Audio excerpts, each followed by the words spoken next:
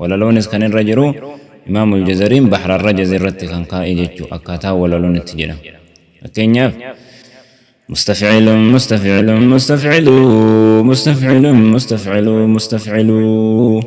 يقول راجع في رب سامعي محمد بن الجزري الشافعي الحمد لله وصلى الله على نبيه ومصطفاه محمد وآله وصحبه ومقرئ القرآن مع محبه وبعد إن هذه مقدمة فيما على قارئه أن يعلمه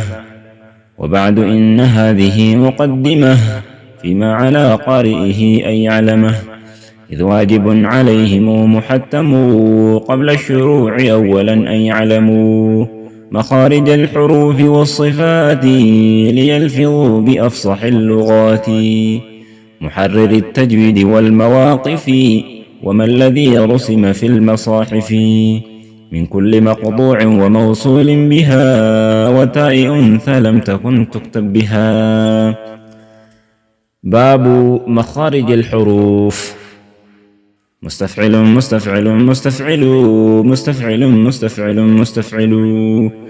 مخارج الحروف 17 على الذي يختاره من اختبر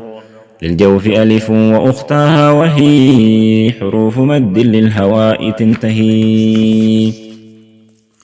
ثم لأقصى الحلق همز هاء ومن وسطه فعين حاء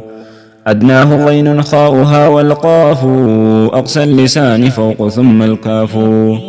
أسفل والوسط فجيم الشين يا والضاد من حافته إذ وليا أضراس من أيسر أو يمناها واللام أدناها لمنتهاها